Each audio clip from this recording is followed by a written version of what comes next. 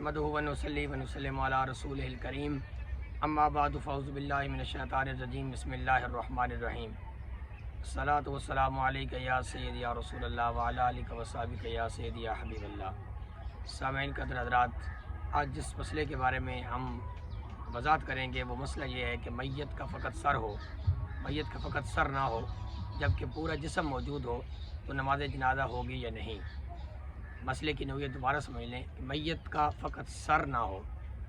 جبکہ پورا باقی جسم موجود ہو تو نماز جنازہ ہوگی یا نہیں۔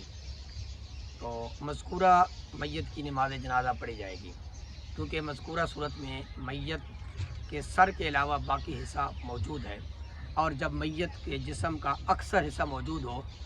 اگرچہ سر نہ ہو یا اکثر حصہ تو نہیں ہے لیکن آدھا حصہ سر سمیت موجود ہے تو نماز جنازہ پڑھی جائے گی۔